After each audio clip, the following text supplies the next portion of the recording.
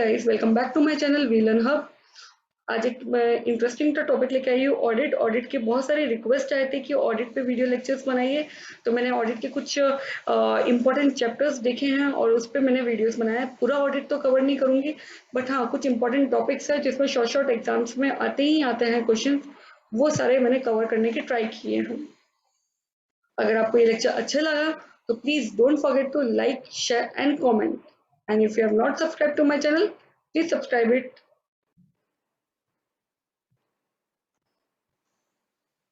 सो start करते हैं।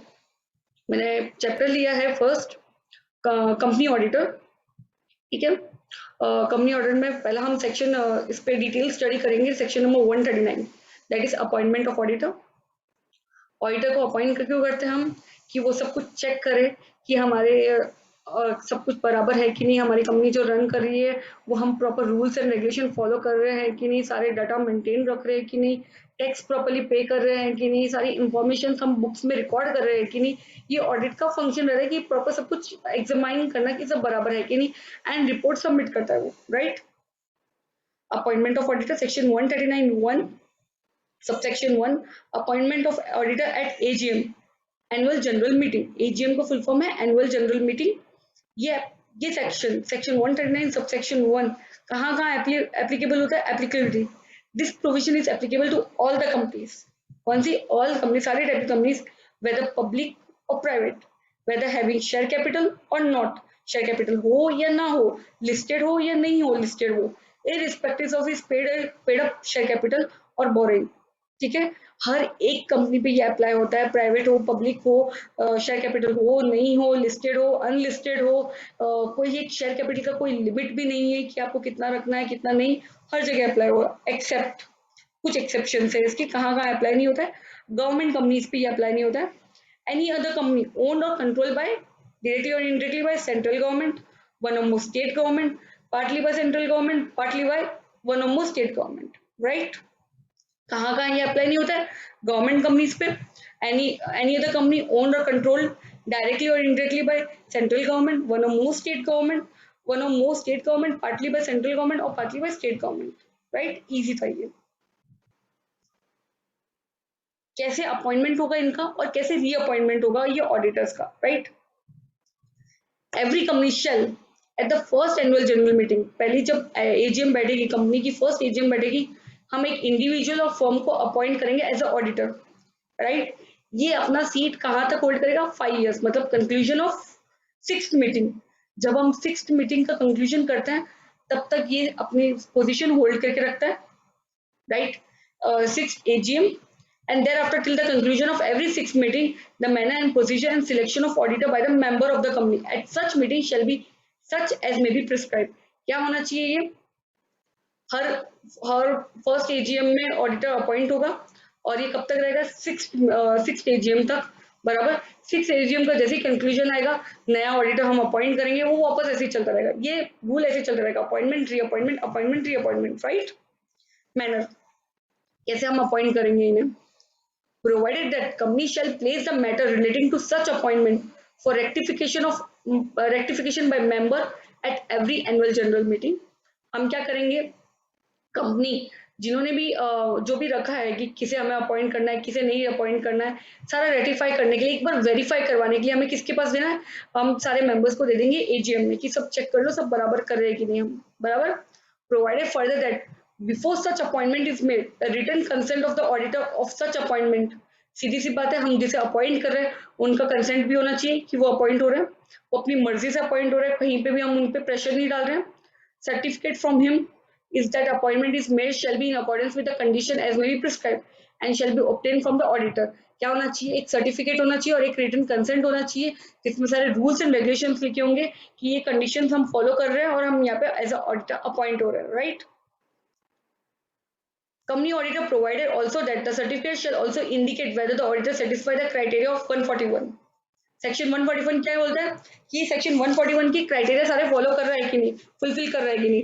जैसे एलिजिबिलिटी, सेक्शन 141 क्या बोलता है? एलिजिबिलिटी, डिस्क्वालिफिकेशन ऑफ ऑडिटर, ये सारे फुलफिल कर रहा है, वो क्राइटेरिया में सेट हो रहा है, तो ही हम इसे अपॉइंट कर सकते हैं। Provided also that company shall inform the auditor concern of his in its appointment and also file a notice of such appointment with the registrar within 15 days of the meeting in which the auditor is appointment. क्या बोल रहे हैं company को क्या करना है, जैसे ही हमने अपॉइंट किया विद इन 15 डेज हम रजिस्ट्रार के पास जाएंगे और इसका रजिस्ट्रेशन करवाएंगे कि ये हमारे पास अपॉइंट हो गया, इसे हम डॉक्यूमेंट करवाना है, राइट।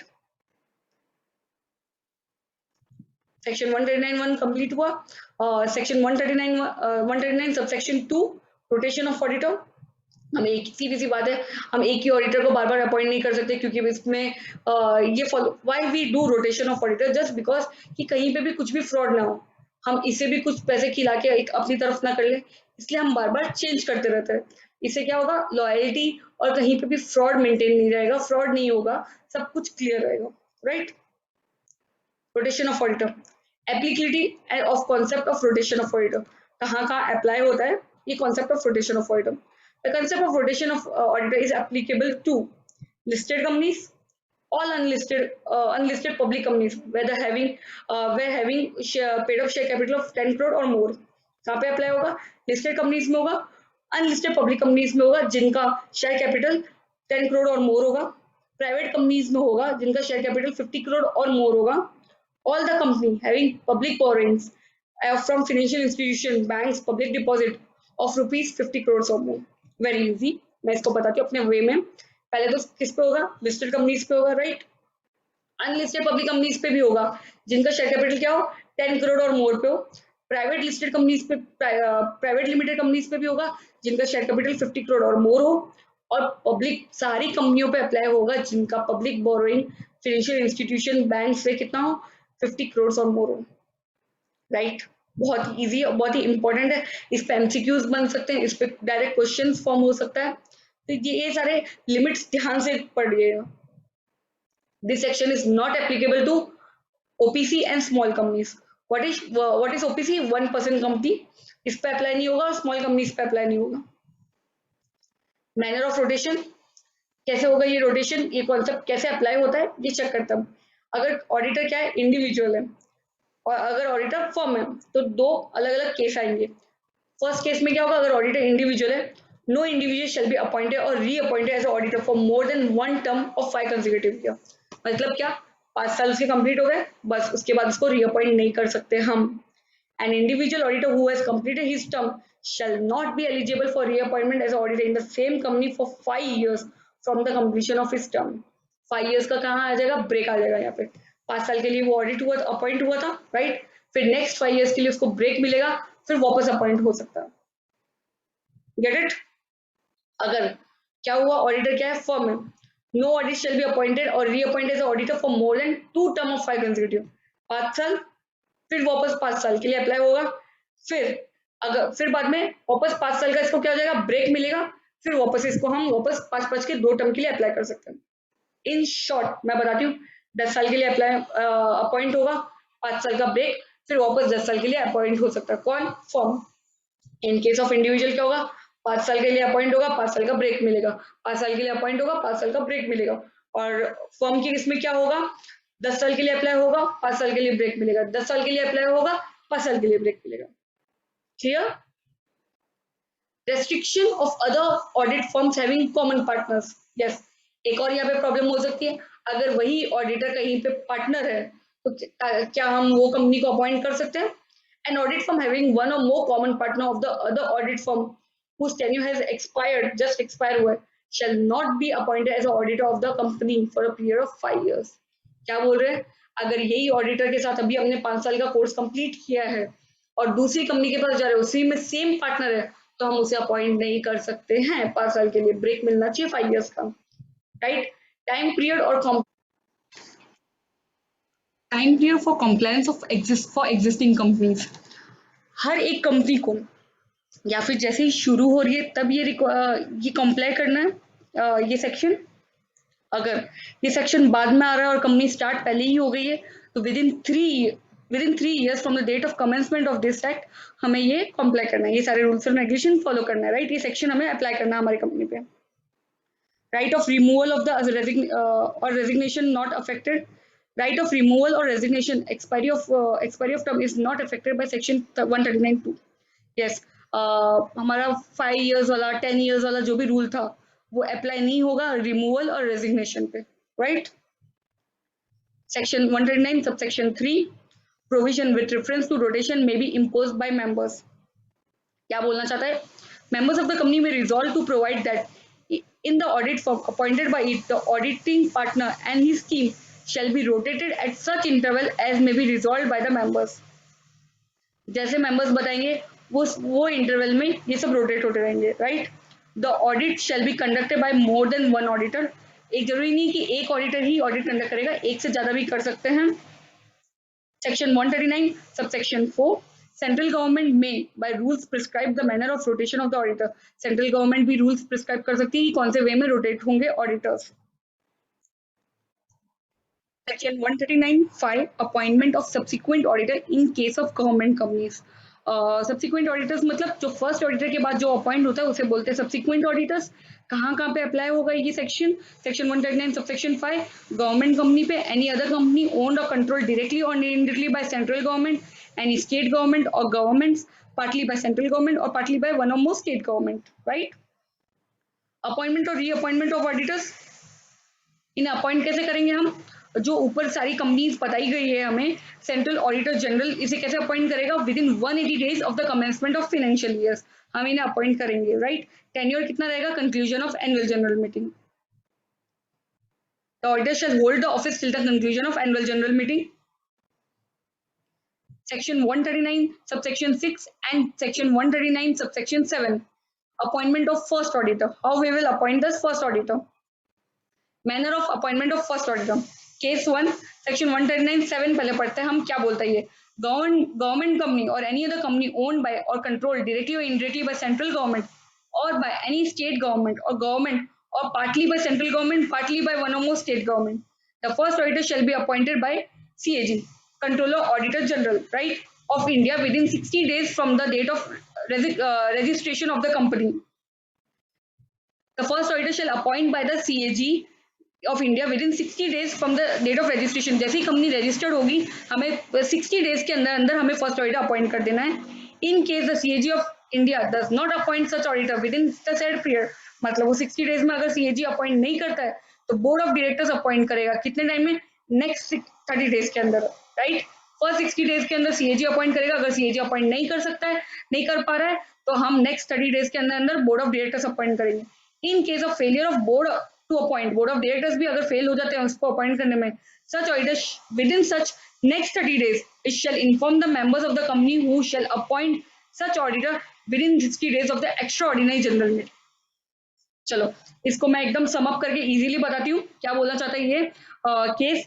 सेक्शन 139 सबसेक्शन 7 क्या बोलना चाहता है, गवर्नमेंट कंपनी डायरेक्टली और इनडायरेक्टली सेंट्रल गवर्नमेंट, ये सारी कंपनीज जो है उन्हें कैसे अपॉइंट करेंगे, इनका फर्स्ट ऑडिटर कौन अपॉइंट करेगा, CAG करेगा विद इन 60 days, ठीक है। अगर CAG नहीं कर पा रहा है तो बोर्ड ऑफ डायरेक्टर्स करेंगे विद इन नेक्स्ट 30 days। अगर बोर्ड ऑफ डायरेक्टर्स भी नहीं कर पा रहा है तो उसको 30 दिन के अंदर अंदर इन्फॉर्म करना पड़ेगा मेंबर्स को कि हम अपॉइंट नहीं कर पाए। फिर उसके नेक्स्ट 60 days के अंदर अंदर extra annual general meeting, extraordinary general meeting बुलाई जाएगी और हमें board of auditor first auditor appoint करना होगा, राइट। केस 2 सेक्शन 139(6) क्या बोलता है, एनी अदर कंपनी, मतलब ऊपर की गवर्नमेंट कंपनी वाला जो था पार्ट जो फॉलो हो रहा था, बराबर, उन्हें छोड़ के जो भी बची हुई कंपनीज बची है वो कैसे अपॉइंट करेंगे। First auditor shall be appointed by the board of directors within 30 days from the date of registration of the company. जैसे ही हमारा कंपनी रजिस्टर्ड होगा उसके 30 दिन के अंदर अंदर हमें क्या करना है, और फर्स्ट ऑडिटर अपॉइंट कर देना है। In case of failure of board to appoint such auditor it shall inform the member of the company who shall within 90 days of the extraordinary general meeting appoint such auditor। क्या करेंगे, अगर board of director से नहीं appoint हो पा रहा है तो वो मेंबर्स को बताएंगे, मेंबर्स 90 days के अंदर अंदर एक्स्ट्रा ऑर्डिनरी जनरल मीटिंग में वो अपॉइंट कर देंगे, राइट। इनका टेन्योर क्या होगा, जो फर्स्ट ऑडिटर हम अपॉइंट कर रहे हैं, first auditor shall hold office in the conclusion of first annual general meeting, right. Without section 139 subsection 8 filing of casual vacancy in the office of auditor। What do you mean by casual vacancy? क्या हो रहा है casual vacancy, मतलब क्या, किसी की death हो गई या कुछ अनसर्टेन इवेंट्स आ गए जिसकी वजह से उसको अपनी सीट वैकेंट करनी पड़ रही है, उसे हम बोलते हैं casual vacancy, right. Manner of filing casual vacancy, कैसे हम फाइल करेंगे? Case 1, casual vacancy arises in a company whose accounts are subject to audit by auditor appointed by CAG, right? जो CAG ने ऑडिट अपॉइंट किया था auditor, वो सारे उसके सारे कंपनी अकाउंट्स देख रहा है, उसके लिए कैजुअल वैकेंसी कैसे फुलफिल होगी?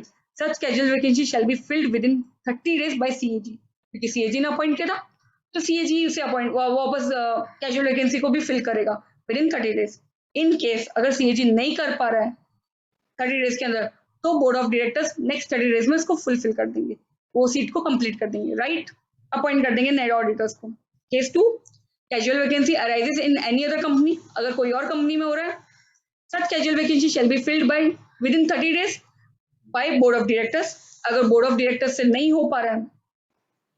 इन case such casual vacancy is a result of resignation of auditor, उसने रिजाइन कर दिया है, it shall be filled within 30 days of the board of directors and the appointment made by the board shall be approved in general meeting conveyed within 3 months or within 3 months of the recommendation of the board। क्या बोल रहा है? अगर कोई और company में casual vacancy arise हो रही है तो बोर्ड ऑफ डायरेक्टर्स 30 डेज के अंदर अंदर फिल कर देंगे ये casual vacancy, right?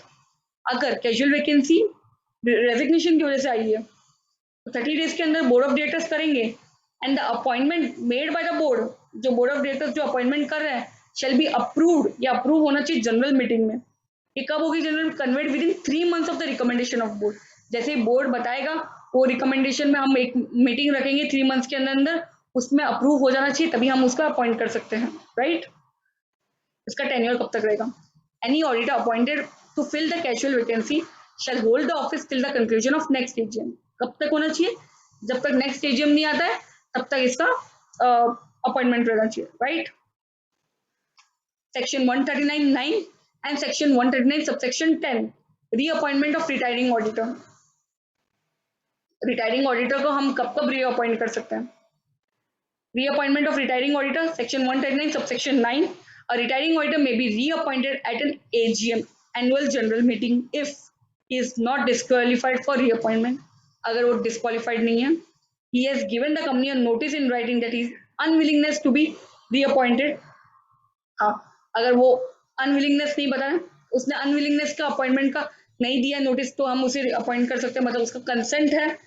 Special resolution pass हुआ है मीटिंग में और सबने उससे बता दिया कि हाँ, सबने एक्सप्रेस कर दिया कि yes we want to be get him to be get reappointed, तब हम कर सकते हैं उसे रीअपॉइंट, राइट? अगर वो डिस्क्वालीफाइड नहीं है, उसने अपना विलिंग बताया है और मीटिंग में सबने रिजोल्यूशन पास कर दिया है, तो हम उसे रीअपॉइंट कर सकते हैं। नो ऑडिटर इज अपॉइंटेड और रीअपॉइंटेड एट एजीएम। कॉन्सिक्वेंसेस क्या है, कब कब? Section 139 subsection 10, where any annual general meeting no auditor is reappointed or reappointed, the existing auditor shall continue to be auditor of the company।